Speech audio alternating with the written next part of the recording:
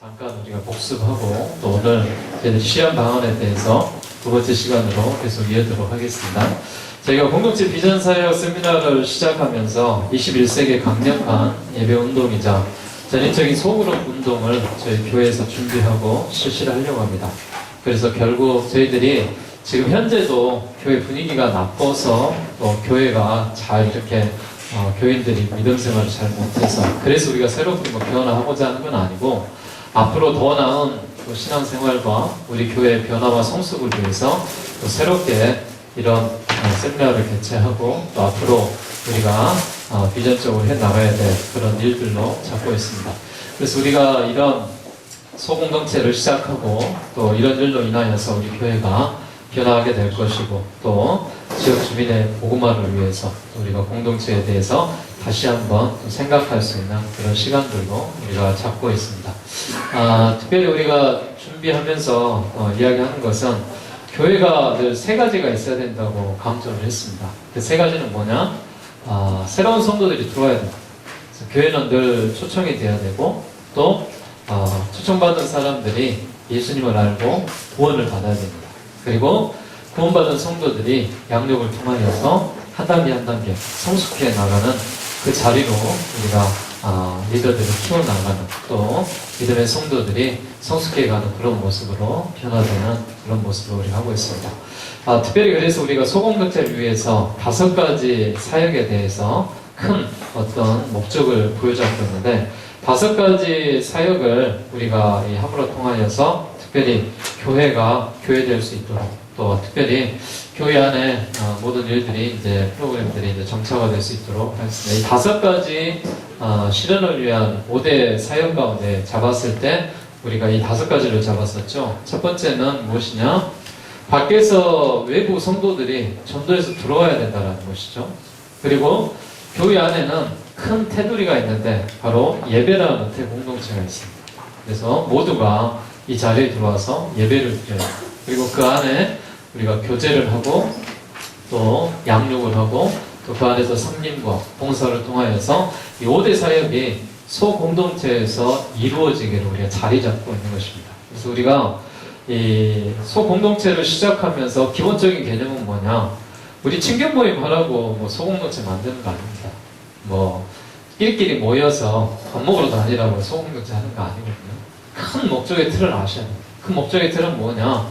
이 공동체가 우리 교회 이제 전도에 대한 방향을 새로 잡자라는 것이죠.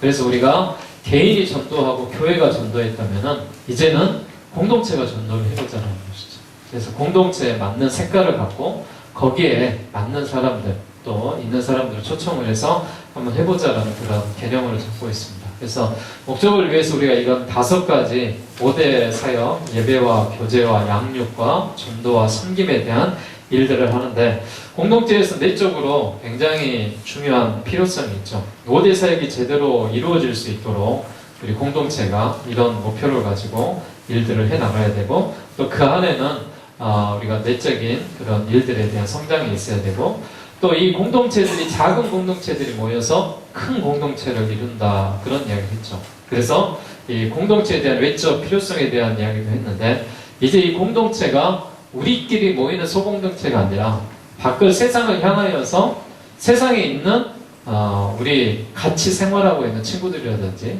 동역자들이랑 함께 그 공동체에서 모임을 갖자라는 것이죠. 그래서 그 안에서 함께 우리가 사랑을 주고 또 섬기고 서비스를 해나간다면은 그들에게 예수님을 알아갈 수 있는 기회를 좀 제공하자라는 그런 큰 틀에서 있습니다. 그래서 내적으로는 우리가 서로 좀 화목한 시간을 갖고 또 외적으로 우리가 전도할 수 있는 그런 방향으로 잡자라고 이야기했습니다. 그래서 소공동체와 대공동체의 관계들이 있는데 이 교회라는 큰 공동체 안에 소공동체들이 계속 늘어남으로 인하여서 교회에 대한 부흥에 대한 그런 역사로 보는 것이고 또 우리가 큰 공동체로서 교회와 작은 공동체 소그룹의 이런 관계들이 원활한 관계가 잘 돼야 됩니다. 예를 들어서 소공동체가 대공동체를 무시하면 안 되겠죠. 역시 대공동체가 소공동체를 무시하면 안 되겠죠. 서로 소공동체와 대공동체가 균형 있게 진행을 하면서 날아갈 수 있는 그런 모습을 보고 있습니다. 그래서 우리가 소공동체와 대공동체의 관계적인 이 부분에서 작은 공동체와 큰 공동체 이런 역할들이 굉장히 중요하다라고 이야기했습니다. 그래서 작은 공동체는 아까 말했던 우리가 전도, 예배, 또 그 안에서 교제, 또 그 안에서 양육, 섬김 5대 공동체에 대한 목적들을 소공동체에서 이루어갈 수 있도록 중점을 주셔야 됩니다. 특히 리더자들이나 또 공동체 안에 이제 또 하나 우리가 이렇게 돕는 그런 헬퍼들을 이렇게 뽑을 건데 이런 주도적인 환경들을 제공하고 만드는데 리더와 헬퍼들이 관심을 갖고 또 서비스를 제공하고 또 공동체 일원들이 함께 협력해서 나가야 됩니다.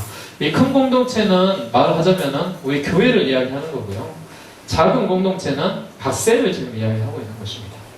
그래서 내년에는 우리가 공동체 2개를 이렇게 만들기로 했죠. 그래서 우리 찬양팀을 중심으로 해서 제가 이렇게 기도하면서 이름을 뭘로 지어줄까 고민을 참 많이 했습니다. 그래서 우리 찬양팀에는 늘 찬양 공동체 그러면 찬양한 사람만 들어갈 수 있잖아요. 그래서 그런 이름은 좀 안 좋겠다 싶어서 찬양을 하지 않고 또 새로운 사람들이 들어올 수 있도록 그런 이름이 좋겠다 해서 제가 기도하면서 이 공동체에는 찬미 공동체를 해주면 좋겠다 해서 찬미 공동체 제가 이렇게 한번 이름을 지어봤고요.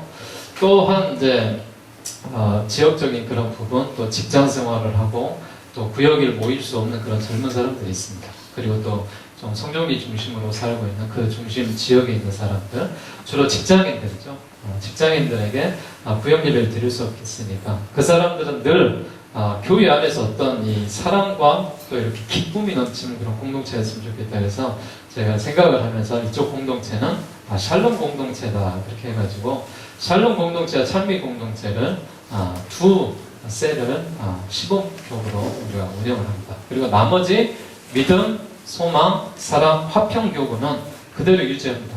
그대로 유지해서 각 지역에서 그대로 예배드리고 그대로 하시는 대로 하면 됩니다. 그러나 이 세미나를 제가 다 참석시키고 하는 것은 그런다고 해서 그 공동체만 제가 데리고 할 수는 없어요.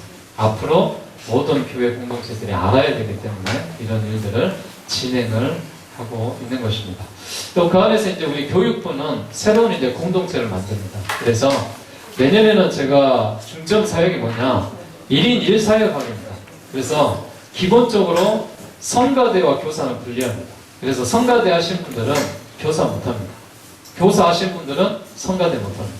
그래서 사역에 대한 균형을 좀 줘서 자기가 맡은 사역에서 최선을 다할 수 있도록 그런 계획을 잡고 있습니다. 그래서 내년에는 책임제를 역시 리더들을 새로 세나가는데 주일학교 공동체는 우리 어린이 공동체는 우리 김혜수 전사님 리더가 돼서 끌고 가는 것이고 우리 학생 공동체는 최현호 전도사님이 공동체에 대한 만든 그런 리더가 돼서 끌고 가는 것이고 청년 공동체는 새로 신설됐기 때문에 제가 맡아서 한번 해보겠습니다. 그래서 청년 공동체는 제가 이렇게 끌고 가는 그런 데서 교육부는 이렇게 어린이 공동체, 주교 공동체, 학생 공동체, 청년 공동체 그리고 우리 어른들에는 찬미 공동체 그리고 샬롬 공동체 그리고 나머지는 이제 믿음, 소망, 사랑, 은혜, 화평, 교구 이렇게 해서 내년에는 이렇게 진행이 되고요. 오늘은 지금 구역대로 앉았죠. 구역대로 앉았는데 다음 주에는 제가 그런다고 해서 믿음, 소망, 사랑, 화평 그대로 놔두냐 조금 변화가 있을 수도 있어요. 많은 경우는 또 이렇게 또 이동을 해야 되고 하는 거니까 다음 주에는 제가 새롭게 개편된 교구를 붙여놓도록 하겠습니다. 그러면 그 새로 개편된 교구에 앉으셔서 서로 이렇게 인사도 하시고 이게 1년 동안 우리가 같이 함께 예배드리고 또 모여야 될 공동체구나 또 구역이구나 이렇게 여러분들이 개념을 잡으시면 될 것 같습니다. 이 일을 우리가 시작하게 된 계기가 있습니다. 계기는 뭐냐면은 바로 초대교회로 돌아가자라는 것이죠. 지금 현대 교회는요 교회 건물의 중심이에요. 그래서 제가 늘 생각하고 있고 계획하고 머릿속에 있는 건 뭐냐 과연 건물이 교회냐라는 것이죠. 건물이 교회가 아닙니다. 건물은 예배를 드릴 수 있는 최적의 장소인 것이죠. 그래서 그곳에서 예배를 드리는 것이죠. 그래서 저는 그런 생각도 해봐요. 어떤 생각을 해보냐면은 왜 꼭 우리가 여기서 예배 드려야 돼요? 그건 아니에요. 때로는 광야에 가서 예배 드릴 수 있고 때로는 광장에 가서 예배 드릴 수 있고 때로는 극장을 빌려서 예배 드릴 수도 있고 때로는 카페를 빌려서 예배를 드릴 수 있어요. 이건 뭐냐면은 모이는 것이 교회가 되어야 된다는 것이죠. 그래서요 어떤 생각을 해보냐면 우리 교회가 늘 고민하는 게 뭐예요?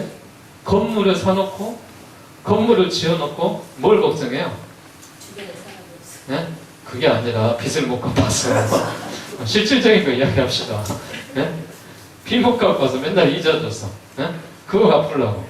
내 집 같으면은 네? 빨리 갚겠는데 이게 교회 일이다 보니까 쉽지가 않아요. 그래서 제가 이 공동체가 아직 잘 되면, 예를 들어서 리더가 잘 운영을 해서 공동체가 제가 목표한 대로 30공동체를 이제 한번 계획을 하고 4년 계획을 이제 잡고 있는데, 그렇게 해서 우리가 지금 2개 공동체로 시작을 하지만 이 공동체만 딱 자리를 잡고 있다면 건물이 없어도 될 것 같습니다. 그래서 과감하게 건물을 팔아서 11억을 갖고 각 공동체 한 1억씩 투자해서 아름다운 공동체를 만들어서 그래서 오늘은 송정리 어디서 모입시다. 네트워크로 연락을 싹 하는 거죠. 연락을 싹 해가지고 모여가지고 거기서 예배 드리면 되죠. 그런 날이 올 수 있을란가 뭐 제가 꿈에도 이렇게 생각도 하고 좀 이렇게 남이 생각하지 않은 생각을 좀 많이 하다 보니까 거기까지도 생각을 했습니다. 저희가 그러자는 건 아니라 우리가 교회 개념을 잘못 잡아서는 안 된다는 것이죠. 건물이 교회 아닙니다. 그래서 건물 보고 우리 교회 와봐 진짜 좋아. 뭐가 좋은데? 네? 사람들이 좋아야죠. 네. 교회 건물이 좋으면 뭐? 예배가 좋아야죠. 네? 그 안에 들어있는 성도들이 좋아야죠. 그 안에 있는 양육의 시스템이 좋아야죠.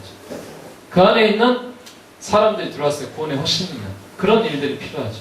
그래서 현대교회에 이런 모순된 것들이 있어요. 뭐냐면은 예배 다 드려놓고 밥 먹고 집에 가면 끝이에요. 그러다 보니까 교제가 안 돼요. 그러니까 친숙한 교제를 좀 필요하고, 또 거리가 멀다 보니까 또 교회 전체를 담임 목사 혼자 감독을 하다 보니까요 이게 안 돼요. 제가요 요즘에 좀 헷갈리는 부분이 어떤 부분이냐면은 세미대 교인들이 하도 왔다 갔다 하셔가지고 누가 누군지를 모르겠어요. 네? 요새. 근데 만약에 우리 교회가 사이즈가 조금 더 커진다면 어떨까요? 저는 더 몰라요. 네. 결국 제가 알 수 있는 사람의 한계는 몇 명이냐? 20명에서 30명만 제가 집중적으로 관리하고 또 기도해 줄 수 있고 그래요. 그래서 저는 이거를 과감하게 나눠주자라는 것이죠. 소공동체. 그래서 소공동체 리더들이 목회자의 역할은 어쩔까라는 것이죠. 그게 하나님께서 평신도들을 각자에게 왕같은 제사장으로 삼으셨죠.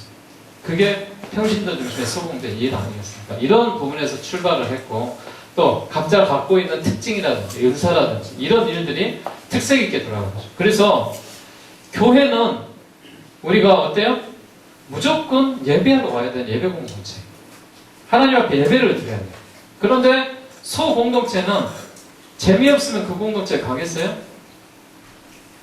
가서 힘들면 그 공동체에 들어가겠냐고. 누가 새로운 사람이 우리 공동체에 들어와봐 해가지고 찬미 공동체에서 초청을 했어. 그런데 자기들은 요새 신세대 찬양한다고 자기들 아는 것만 다 부르고 이 사람은 왕따 시켜봐. 다음 주부터 오겠어요? 에이, 그 공동체 안 가버리지. 마찬가지입니다. 청년 공동체, 학생 공동체, 그 공동체가 있는데 주일학교 공동체. 그게 어떤 아이들의 정서에 맞고 학생의 정서에 맞고 청년의 정서에 맞는 그런 공동체를 끌고 가야죠. 제가 우리 청년 공동체 저기 뒤에 다 참여하라고 했는데, 우리 청년 공동체는 우리 청년들이 뭐 좋아하겠어요? 다양한 걸 좋아해요. 다양한. 그래서요 청년 공동체 모임은 제가 뭐 이렇게 장소에 제한이 없습니다. 나중에 이제 우리 헬퍼들 이렇게 선정을 하고 청년들하고 상의해서 오늘은 저쪽 시내에 있는 카페에서, 다음에는 저쪽 치킨집에서, 다음은 피자집에서, 때로는 옥상에서, 때로는 저기 보이지 않는 저기 광주천 다리 밑에서 공사도 하고 헌신도 하고, 또 그 모여서 청년들이 할 수 있는 그런 일들을 꾸며나가는 것이죠. 마찬가지로 자기 공동체 리더들과 헬퍼들이 우리 공동체를 어떻게 끌고 갈 것인가라는 것이 굉장한 중요한 마인드가 필요한 것이죠. 그래서 저는 작년에 1년 동안 그런 리더들을 키우기 위해서 제자훈련을 시켰던 거예요. 그래서 저는 계속해서 이 셀이 늘어날 수 있도록 다시 해나갑니다. 그래서 이 모태는 뭐냐면은 어디서부터 출발했냐면은 12제자 운동에서부터 시작을 한 것이죠. 예수님이 12명의 제자를 가장 효과적으로 그렇게 하셨다는 것이죠. 왜 하필 12명이냐? 저번에도 제가 말씀을 드렸지만은 10이라는 것은 이스라엘 이 지파의 숫자인 12지파가 있습니다. 우리가 달력을 보더라도 1월부터 12월까지 있고요. 또 솔로몬의 12관장으로 해서 지역을 12개로 나눠서 관장을 했고 예수님이 12명의 제자들과 사역을 시작을 했던 것입니다.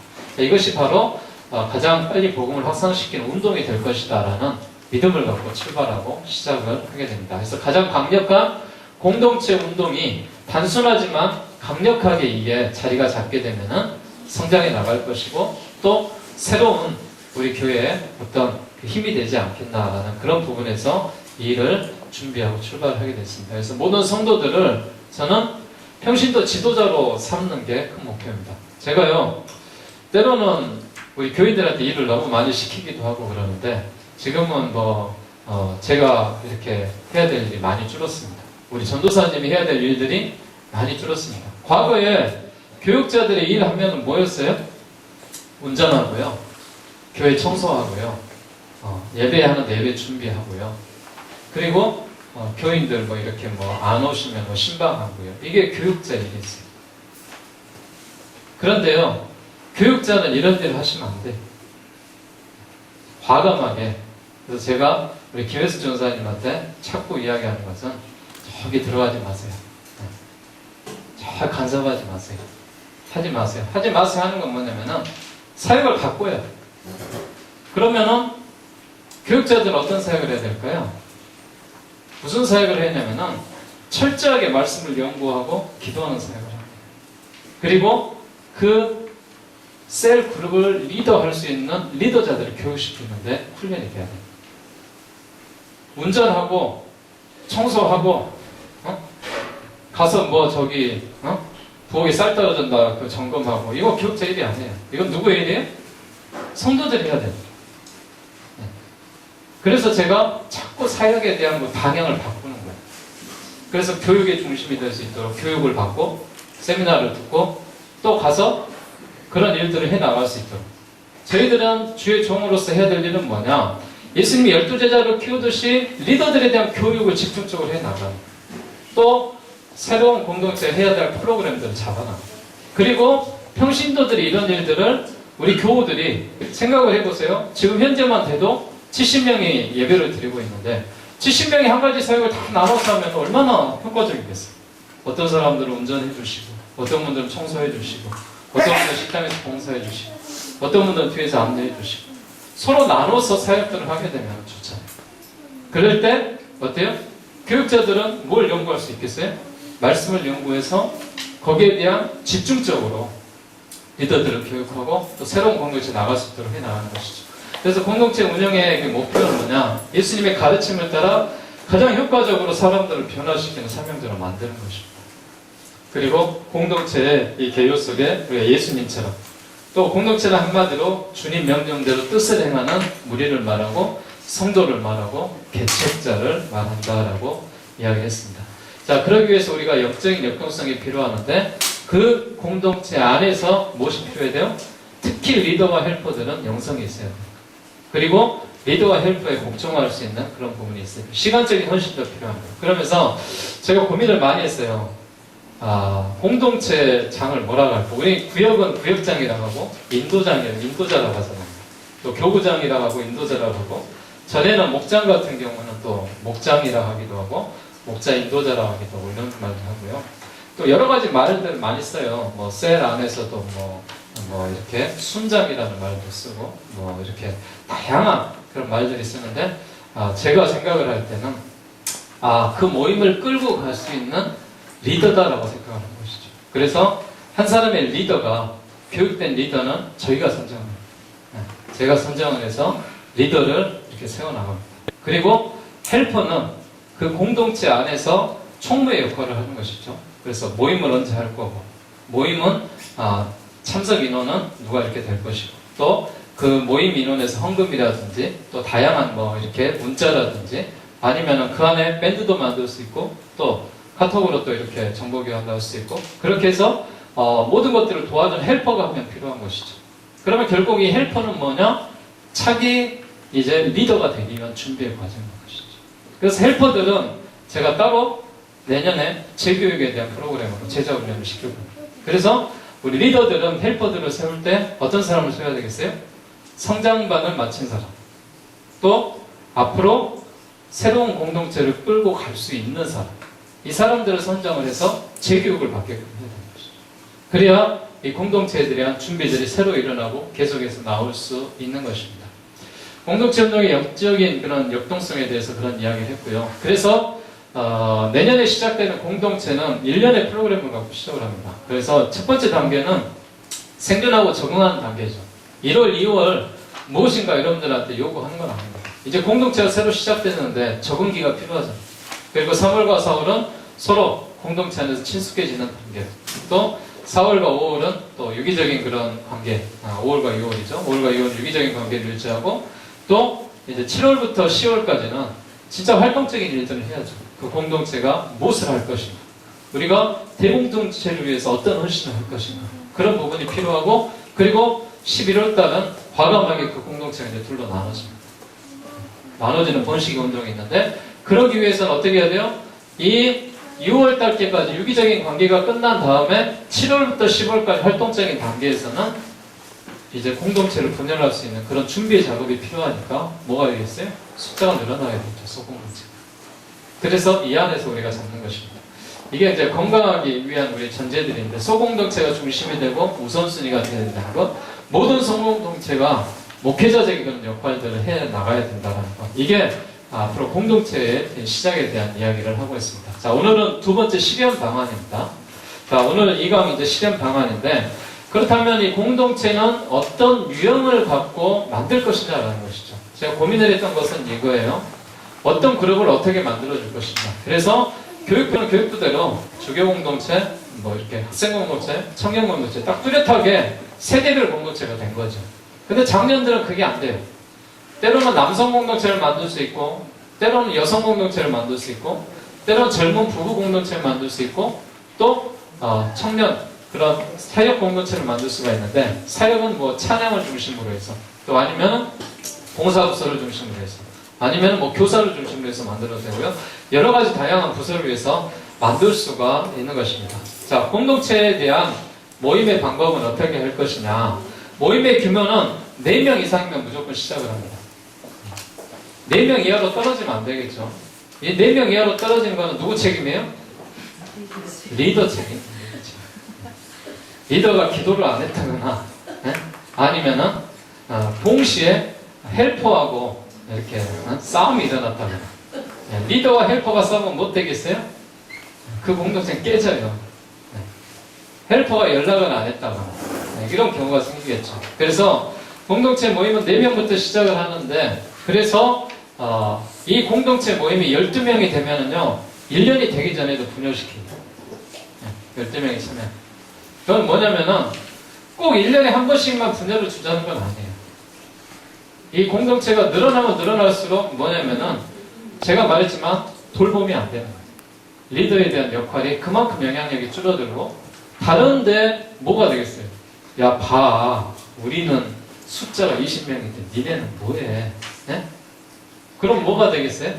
이쪽은 저기 뽕이 올라가고 저쪽은 엄매 기주가 하고 있고, 그럴 거 아니에요. 그러기 위해서 하는 건 아니거든요. 또 어떤 공동체는 너무 잘해, 부러워, 저기 이동하고 싶어, 그런 공동체도 생길 거 아니에요. 그래서 일단은 1년 동안 이 공동체를 끄는데, 숫자가 만약 6개월을 했는데 이 공동체가 너무 잘해, 그래가지고 이 공동체가 한 17명 돼버려요. 그럼 어떻게 했어요? 분열을 해줘요. 그럼 누가? 헬퍼가 리더가 되죠. 새로운 공동체. 그리고 그 안에서 새로운 헬퍼를 또 개발을 찾아야 되겠죠. 이 공동체도 마찬가지, 헬퍼가 이제 리더가 되고, 리더가 다시 헬퍼를 또 찾아야 되겠죠. 이제 이런 공동체 역할로 우리가 셀 분열로 이렇게 나오는 그런 모습으로 잡고 있습니다. 모임 장소는요, 저희가 뭐 이 집 저 집 돌아가면서 하는 것은 뭐예요? 구역예배. 근데 요새는 그렇게 구역예배를 좋아하는 우리 교회 성도들은 참 행복한 거예요. 그런데요, 위로 올라가면 올라갈수록 다 세장 닭장 돼가지고요. 예, 옆에 사는 아파트 같은 교인도 우리 집 못 오게. 예, 그런 뭐 이렇게 분위기도 있는데, 그래서 이제 어떻게 우리가 장소를 잡냐? 이 장소를 어떤 모일 수 있는 장소를 잡자는 것이죠. 그게 가장 최적의 장소 어디겠어요? 교회예요. 그래서 교회에서 잡는데, 때로는 레스토랑에서 잡을 수도 있고, 또 어디 다른 외부 교육관에 잡을 수도 있고, 오늘은 뭐예요? 극장 같은 데 잡을 수 있고, 그렇게 해서 청년들은 청년들 한번 손 들어봐요. 내년 청년. 내년 청년. 네. 내년에요. 제가 행복하게 해드릴게요. 광주 시내에서 청년들 중에 가장 행복하게 해드릴게요. 네. 그래서 다른 공동체가 우리 청년회를 부러워할 만큼 그렇게 해드릴게요. 그건 뭐냐면 여러분이 스스로 하고 싶은 일들을 많이 찾아가야 돼요. 뭐 하고 싶을까? 그래서 어디에 가고 싶을까? 어디서 모일까? 누구와 함께 할까? 그래서 그래요. 우리 공동체에서 같은 그룹에 있는 친구들을 데리고 와서 같이 즐기는 것이죠. 그러면서 우리가 공동체가 활성화될 수 있도록 해나가는 것입니다. 그리고 때로는요, 공동체가 이렇게 경쟁도 필요합니다. 저는 이 찬미 공동체가 우리는 찬양만 하면 돼, 이런 공동체 되지 않기를 바랍니다. 그래서 어떻게 하면 찬미를 다양하게 할 수 있을까? 여러 가지 개발도 하고 또 여러 가지 상의도 하고 그런 그룹들이 해나가는 그런 모임들이 필요하죠. 그래서 모임에 대한 장소는 그렇게 하고요. 모임 순서는 이렇게 되어 있습니다. 총 40분의 시간을 갖습니다. 우리 교회에서 제가 시간 체크를 늘 해보는데요. 12시 50분 되면 모든 식사 종결입니다. 제가 한 3주 봤습니다. 그래서요, 우리 공동체 모임의 시작은 부지런히 해가지고 12시 50분에 시작입니다. 그래서 12시 50분에 시작해서 1시 반까지 40분간 시간을 주는데, 그러면 우리 나머지 성도들은 뭐 하냐? 공동체 셀 2개 빠지죠. 청년들 빠지죠. 그럼 50% 빠져나가잖아요. 그리고 나머지 어른들은 뭐 하냐? 그래서 제가 저번 주에 이렇게 조사를 했죠.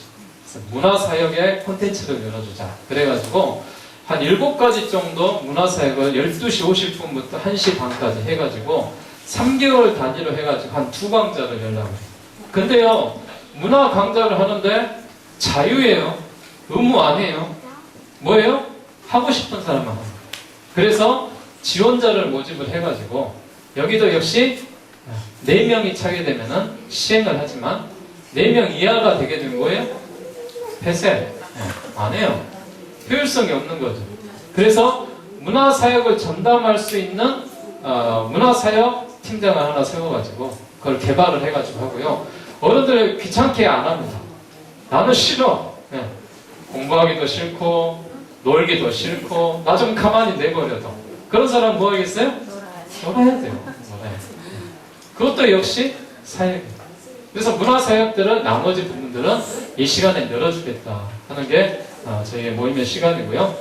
시간을 보게 되면은 잠깐 모여서 이야기하고 또 말씀을 나누는 시간이 20분 정도 이렇게 활용하게 됩니다. 근데 그 말씀의 나눔의 시간들은 어떻게 진행을 하려고 하냐면, 이따 제가 토론하는 시간에 진행을 하겠지만은 그 시간에 우리가 나눔을 받는 것이죠. 그래서 오후 예배 때 그 나눔에 대한 결론은 제가 내려드려요. 말씀에 대한 나눔에 대한 결론은. 그래서 한 주 전에 말씀이 나갈 것이고, 그리고 그 한 주간 동안에 셀들이, 공동체들이 그 말씀에 대해서 묵상을 할 것이고, 또 리더가 거기에 대한 일들을 하고, 또 질문들이 이렇게 같이 토의를 하고, 그리고 그거를 저는 어때요? 저도 일주일 동안 그 말씀을 묵상하고 연구하면서 그거를 설교, 말씀의 메시지로 제가 결론 내려서 한 주간 동안에 온 교회가 한 말씀을 갖고 우리 해 나가잖아요. 그래서 저희가 처음에 시작하기 어떤 이 문장을 전체적인 뭐 1장부터 10절까지 뭐 이렇게 하면 어려우니까 딱 한 절씩만 하려고 내년에 한 절씩. 그래서 핵심적인 구절 52개 절을 딱 뽑아가지고 1년 동안 공동체가 할 수 있도록, 우리 보면 한 달에 한 번씩 이렇게 말씀 암송해서 좋은 말씀들을 뽑아서 이렇게 암송을 하고 만든 거 하는데, 마찬가지로 매주마다 그런 말씀들이 이제 해 나갈 거고 그렇게 진행을 할 것입니다. 그리고 마지막에는 교구 예배처럼 마지막이 헌금하는 시간이 있습니다. 그래야지만이 공동체를 운영하는 데는 뭐가 필요하겠어요? 자금이 필요해요. 자금. 당시 그 공동체 안에 뭐가 있어야 돼요? 돈이 있어야 돼요. 그래야 그 공동체가 잘 돌아가요. 리더가 무슨 가쁩니까? 헬퍼가 가쁩니까? 리더하고 헬퍼한테 그냥 맨날 밥 사라, 차 사라, 뭐 하고, 뭐 간식 사라 할 수 없잖아요. 그래서 이런 공동체들에서 나오는 그런 헌금들을 교회에서 모아가지고 필요한 데도 공동체 예산을 조금씩 이렇게 사용할 수 있도록, 뭐 많이는 아니더라도 그렇게 해서 하고 또 필요하게 할 수 있도록 그렇게 하기 위해서 필요하고요. 또 우리가 모임의 공동체 가운데는 늘 주의를 위한 헌금이 필요하기 때문에 합니다. 자, 공동체 구성의 원리를 우리가 보게 되면은요, 네, 공동체 구성의 원리를 보게 되면은 특별히 공동체 구성에 있어서 동질성이 지리적인 요소보다 중요하다는 것이죠. 그래서 같은 생각을 할 수 있는 사람이 모여야 돼요. 같은 모여서 함께 할 수 있는 사람들이 모여야 돼요. 그래서 처음에는 제가 이걸 만들어 드리지만은 이제 자체적으로 우리는 이런 걸 연구하는 사람들이 좋아. 그래서 그 사람들끼리 모이는 것이죠. 예를 들면은 우리는 그냥 이렇게 찬양 부르고 이렇게 하는 걸 좋아. 그러면은 그 사람들은 찬양 부르는 걸 합니다. 우리는 기도하는 모임방이 좋아. 그럼 이제 기도하는 그런 공동체가 모이게 되고, 그렇게 해서 다양한 그런 공동체의 그런 동질성을 유지하도록 그렇게 해 나가는 것이고, 특별히 이제 동질성을 구성하는 데는 연령이라든지, 직업이라든지, 취미라든지, 어떤 인격적인 이런 특징들을 갖고 해 나가는 것입니다. 가장 중요한 건 뭐냐? 공동체 개척입니다. 제가 말했죠. 9명이, 10명이 처음 시작을 하지만 그 숫자가 이제 쉽게 말하면 12명 이상에서 16명이 되면 4명이 분리가 되잖아요. 그래서 4명 이상만 시작을 한다고요. 그래서 16명이 되면 무조건 분리가 되는 것이죠. 그 이상은 끌고 갈 수 없어요.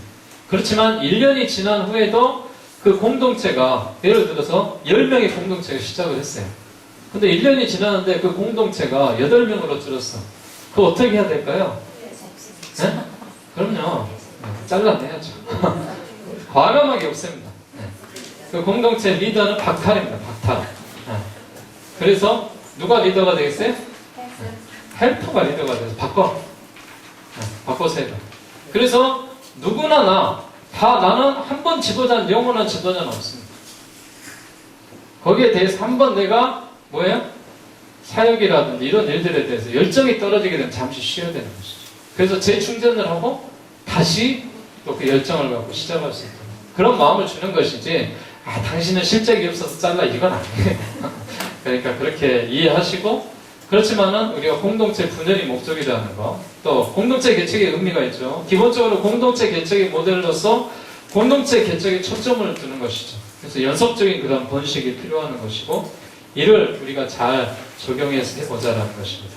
자, 공동체 개척을 위한 전도 방안이 있겠죠. 어떻게 그럼 전도를 할 것인가? 공동체 개척을 위한 전도 방안은요, 보편적으로 우리가 전도해왔습니다. 우리 교회에서 어떻게 전도했어요? 생명 플러스 해가지고, 초청해가지고, 데리고 와가지고, 관계를 맺어서 그 안에 들어와서 교회 신앙생활 해보세요. 그렇게 했더니 그 안에 들어왔던 사람이 신앙생활 하는 사람이 몇 명 있더라? 여러분 아시잖아요. 네. 생명 플러스에서 초청받아서 와서 교회 정착해서 예배드리는 사람이 몇 명 있더라? 없더라. 없더라. 웃으면서 이야기하지만 참 가슴이 아프죠. 네.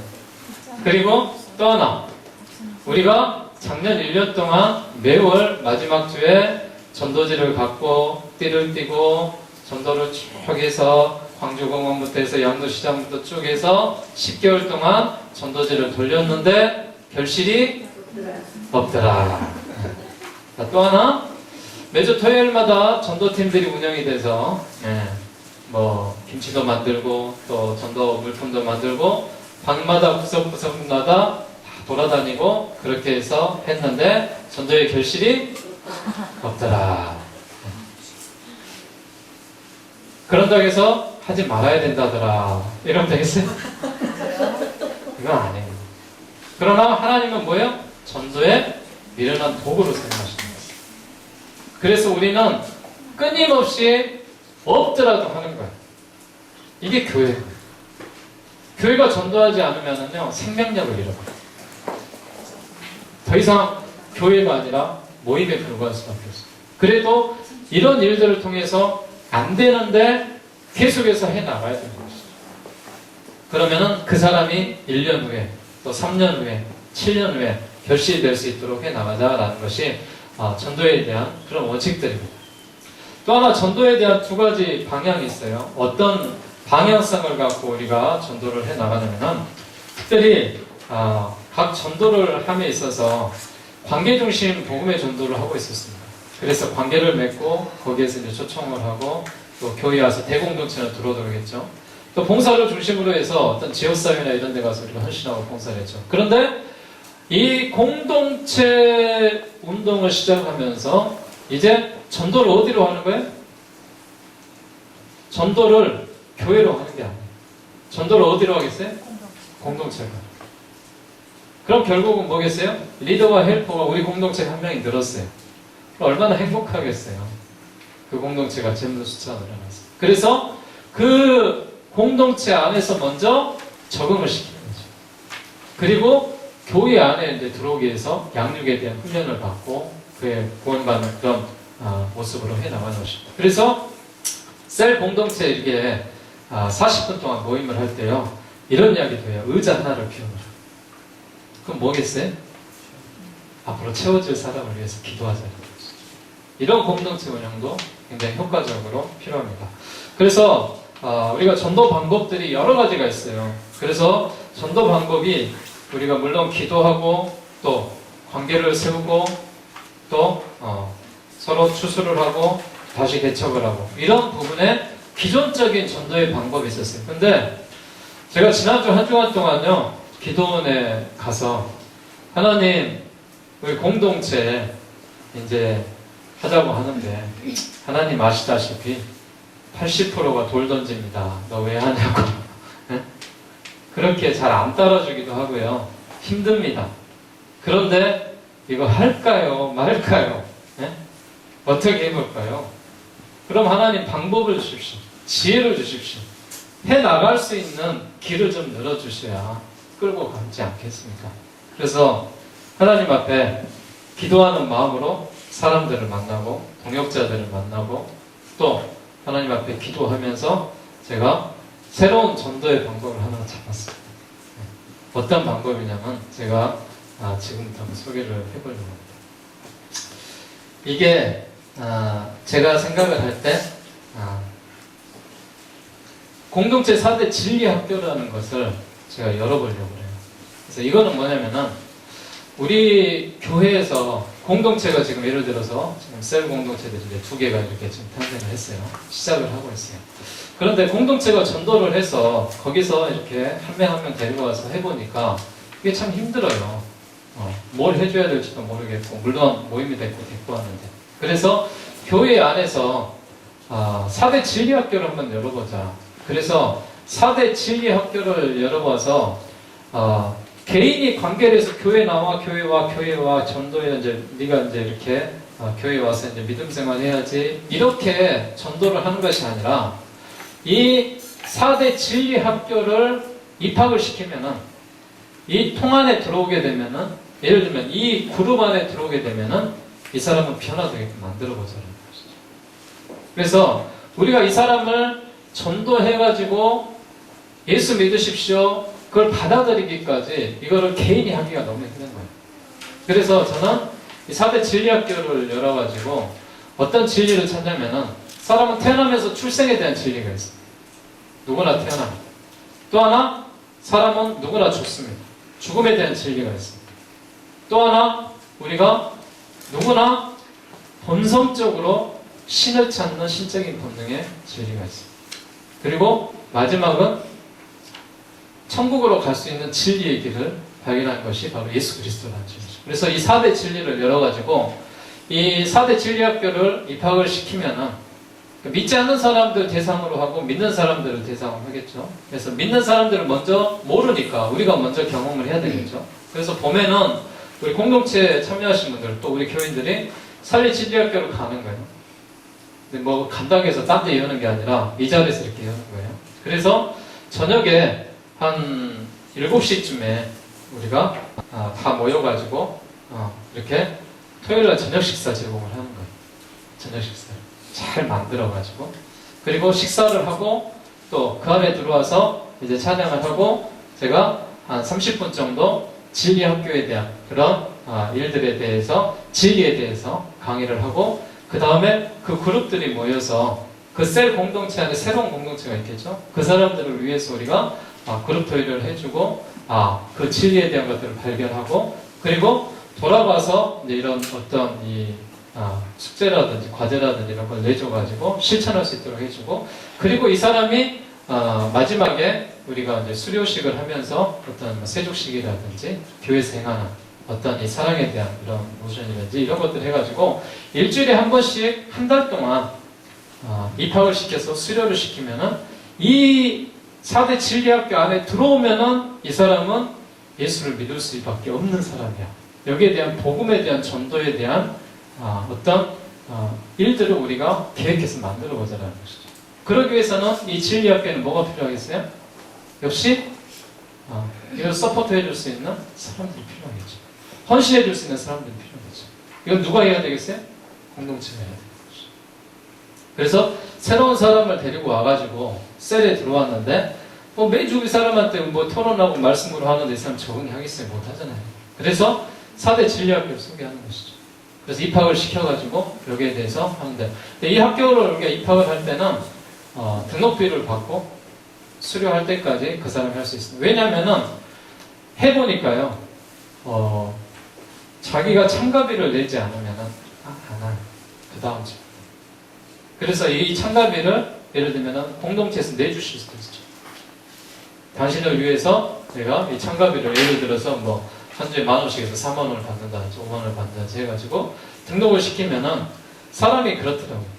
아까워서라도 내가 한 달 동안에 해준 거 먹고 서비스 받고 또 거기서 함께 누리고 그런 것들 해나가는 거예요. 그래서 4대 진리학교를 한번 열어보면 어쩔까 그래서 제가 이렇게 이런 내년에는 목회 계획 속에서 4대 진리학교를 봄에 한 번, 가을에 한 번, 2번 정도 한번 열어보자. 그러면은 어디로 초대를 하면 되겠어요? 진리학교로 초대를 하면 되겠죠. 예전에 이것은 제가 어디서 발견을 했냐면은 이 전도에 대한 여러 가지 방법들이 있는데 오늘 이 교회가 성공적으로 거뒀던 일이 있어요. 뭐예요? 아버지 학교라는 게 있어요. 당신이 아버지입니다. 아버지가 살아야 됩니다.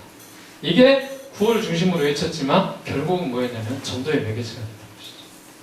또 하나 과거에 이런 셀 공연에서 알파 그런 모임이 있었어요. 그래서 12주 프로그램을 갖고 이런 형태를 갖고 나왔었죠. 그래서 저는 우리 교회에서 진리를 찾는 사람들 지난 성가대 때도 진리에 대한 얘기를 했는데 진리를 우리가 찾아주자는 것이죠.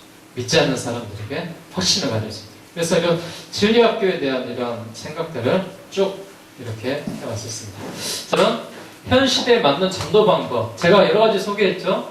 노방 전도도 해봤고 또 생명 플러스 전도도 해봤고 또 맞춤 전도도 해봤고 지금 진리학교도 열어보자 하겠습니다. 여러분이 믿지 않는 사람을 초청할 수 있는 전도의 방법은 무엇일까? 한번 토론을 해보시고요. 또 공동체가 교회 안에서만 이렇게 모이게 되면은 굉장히 지루하고 따분합니다. 그래서 분기에 한 번씩은 야외로 이렇게 나가서 공동체가 어떤 단합대회를 했으면 좋겠어요. 그래서 야외 어떤 공동체에서 단합되는 어떤 공동체, 어떤 분기마다 어떤 것을 했으면 좋겠는지 우리 두 가지에 대한 일들은 나머지 계신 분들 토의하고 리더들은 저한테 오셔서 토론 실습을 하도록 하겠습니다. 자, 토론 실습의 주제는 우리 교회 표에 대한 말입니다. 로마서 8장 28절. 이건 변하지 않는 우리 교회 표죠.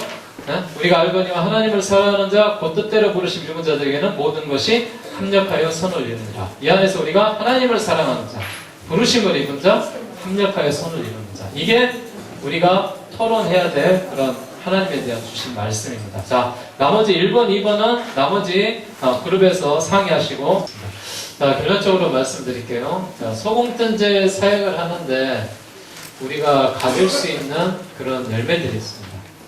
어떤 열매를 가질 수 있냐면은 성도들의 영적 변화를 위한 최적의 환경을 만들어주자는 것이죠. 어떻게 보면 정체적인 지금 환경이잖아요. 그래서 이 정체를 좀 깨고 다시 한번 좀 역동성 있게 만들어보자. 또 전도를 위해서 가장 좋은 수단을 한번 제공해보자. 그래서 함께 아까 우리 믿음교회에서 좋은 이야기 하셨는데 제가 분기별로 이렇게 모임을 가지라는 거는 뭐 자기네들끼리 놀러 가라는 거겠어요? 한 명이라도 데리고 와서 같이 이렇게 해서 우리 교회 오면 이런 모임도 있고 또 이런 은혜도 나누고 한다 이런 보여주라는 것이죠. 또 새신자 정착의 최적의 기회를 제공하는데 작년에도 제가 우리 새신자들이 계속 한 10여 명씩 와요 1년이면. 그런데 이 양육반을 통해서 거기서 제가 작년에도 세미나를 하면서 그분들에게 바나바 사역을 좀 맡겨서 바나바를 붙여주었어요. 근데 그게 또 힘들더라고요. 그래서 이것도 역시 셀 안에 들어오면 모든 것이 해결되지 않겠나라는 생각을 해보게 되고요. 모든 성도가 사역자가 되도록 해주는 것이고 사역의 잠재력을 무한히 확대해 나가는 것이 역동적인 초대교회를 회복해 나가는데 필요한 것입니다. 또 교회에 들어올 수 있는 많은 출입구들을 제공하고요. 교회가 하나가 아니죠. 공동체 안에가 교회가 되는 것이고 또 그런 야외에서도 모일 수 있는 것도 교회가 될 수 있으니까 그런 기쁨의 소공동체를 위해서 해나가는 것입니다. 자, 그리고 대공동체 사역의 열매들이 있겠죠. 대공동체 사역의 열매는 교회의 열매겠죠. 교회를 건강한 신학위에 강하게 세우게 될 것이고 또 성령께 의지하는 교회와 성도가 되게 할 것이고 또 문화적으로 개방된 교회를 이제 만들어갈 것이고 대공체 예배를 각 토양에 맞게 또 사역을 통해서 취약점을 극복해 나가야 되겠죠. 또 양질의 영적 훈련을 통해서 건강한 교회 성장을 만들면서 낚시 전도가 아닌 그물 형태의 전도의 전략이다 제가 이렇게 해놨는데 개인이 이렇게 하나하나 이렇게 낚았다면은 이제 공동체가 같이 그물을 쳐서 한번 전도의 방향으로 해보자라는 큰 이런 말씀들을 가지고 나갔습니다. 자, 이상으로 오늘 두 번째 이제 공동체 사역 세미나 이렇게 마감을 했는데요.